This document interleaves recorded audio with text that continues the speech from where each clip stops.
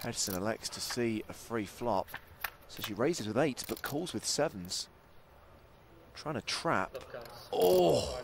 She's fallen into her trap because Pedersen has flopped a house. A house built by 6-4 suited. And if you're looking at that board and you've got pocket 7s, you're thinking, I'm happy. Pretty comfy with an overpair here. She's going to go ahead and lead out. 275,000. And let's see if Pedersen just gets sneaky and calls, or he might decide to juice the pot with a raise.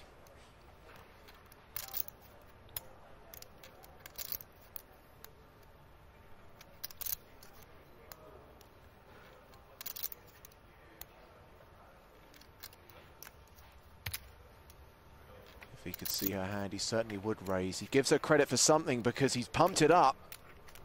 He is putting Liv on a hand at this point. Now Liv's thinking, why did I just limp pre-flop?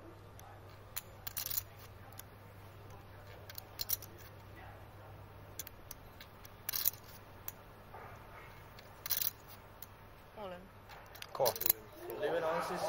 Misstep. Wow. She's just doubled up through this guy, and now she's about to double him up. Bit overplayed in this limped pot. What is that? Tony shows 4 of clubs, 6. That's a full house. Rigged. He flopped full house, 4s and 6s. 7. Liv's hand is pocket 7. 7 of hearts. 7 of clubs. Maybe overplayed there, James.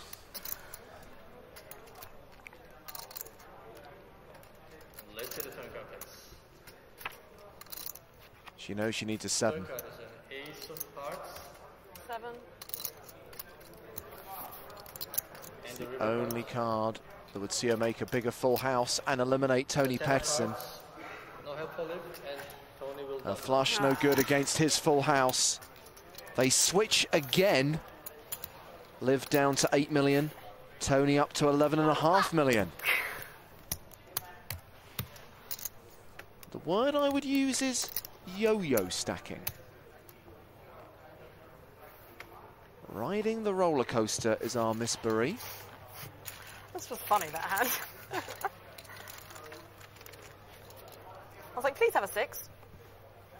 No, we had a 6. Slightly warped sense of humour. Not sure I'd be laughing if I was in her spot. Easy come, easy go for Liv, but over the next 17 hands she favoured a more methodical approach and gradually built her stack up to 11.6 million, a fraction more than Pedersen, and earning her the 2nd spot.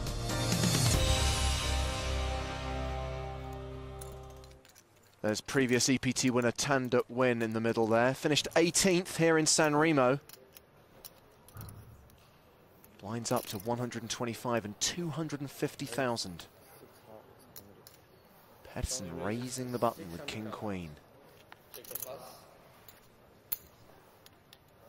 Alright, Liv picks up a pair of 3s here in the big blind. It's only going to cost her 350,000 more to call. They have almost 50 big blinds. She might see a flop here. She has been playing a very aggressive game, though. Calling doesn't seem to be part of her modus operandi.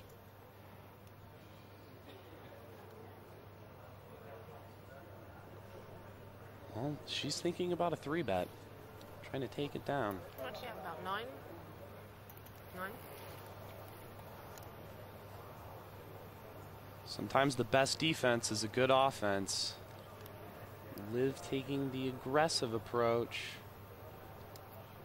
Reaching for chips.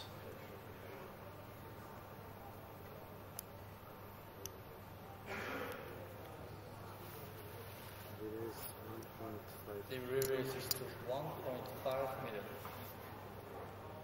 1.5 million.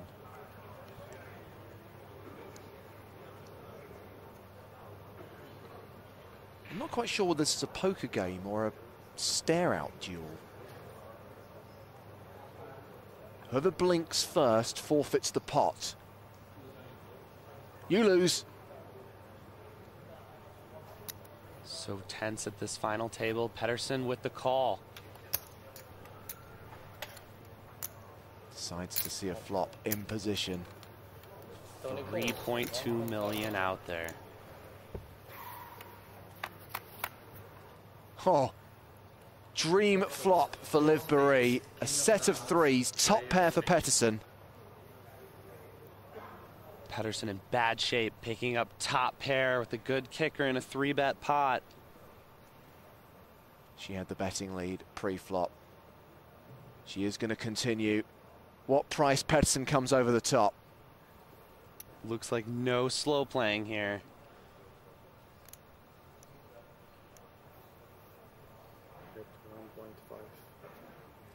And she bets 1.5 million, half the pot.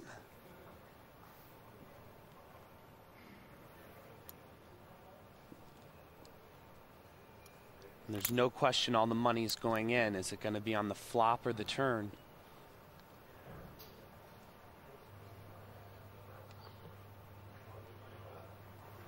If I was Pettersson, I would just call here and let Boeree maybe fire off some bluffing barrels, but he elects to min-raise her.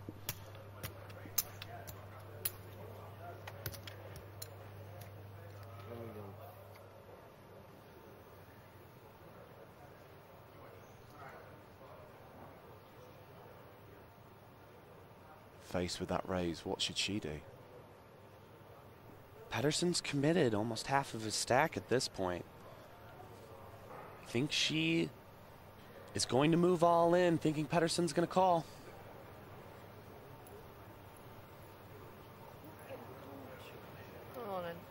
That's what she does. Lebanon's is all in. Call.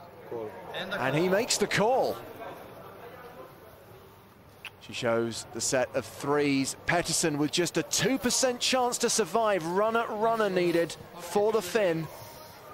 3 of hearts, 3 of clubs. Okay. Liv in great shape here. 3 of a kind, 2 of Liv.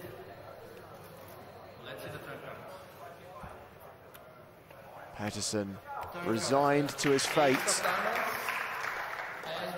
He's drawing dead on the turn. He will be our third place finisher. He will collect 420,000 euros. He's played a great game and should be proud of this finish in his first ever live event. Yeah. Pretty good flop. That was a dream flop, yeah. And Liv can't quite believe that she is in the final 2. Liv goes into the heads-up battle with Lady Luck on her side and a 2 million chip lead after an exceptional comeback. Where's my clapping?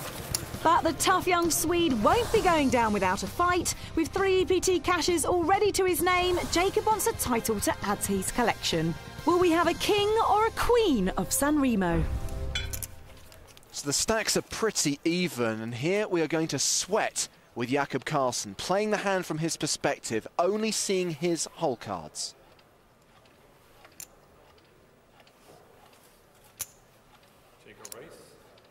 King 8 enough for him to raise the button.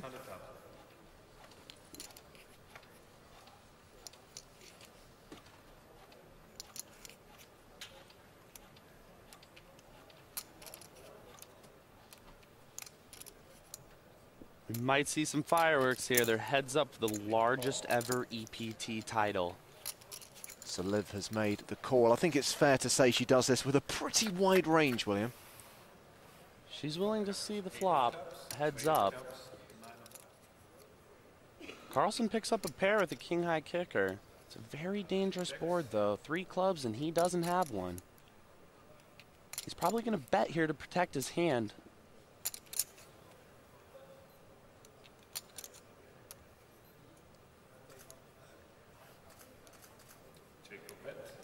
That's exactly what he does. 1.2 million in the pot, and he decides 700,000 is the magical number.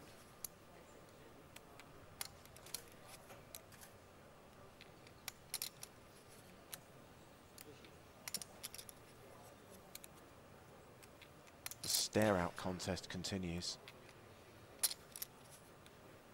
Having got the better of Pettersson, Liv's now going to take on Carlsen. As far as the poker game is concerned, she will just call. Okay. What do you reckon? She's got a club in her hand? Some type of mid-club with maybe a pair of nines. Well, if she has a pair of nines, she's in bad shape now. Carlson makes trips on the turn. His king 8 keeps looking better and better. 2.6 million in the pot.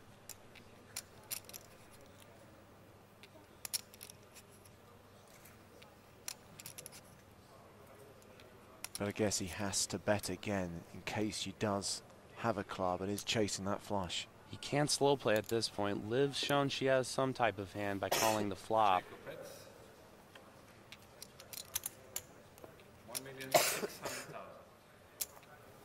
1.6 million.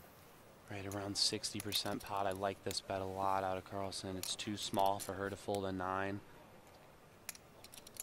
And she's reaching for chips right away. I don't think she's reaching for chips for a call. I think Carlson's about to get check raised. Is it possible that she has just 2 random clubs in her hand and actually flopped the flush? She could be if she's going for the re-raise here.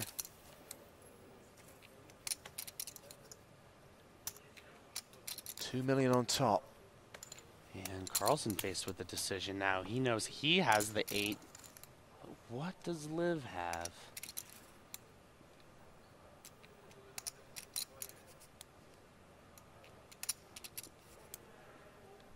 This looks like a great spot for Carlson to just call. They're pretty deep to start the hand, and not many worse hands can call him if he moves all in with king 8.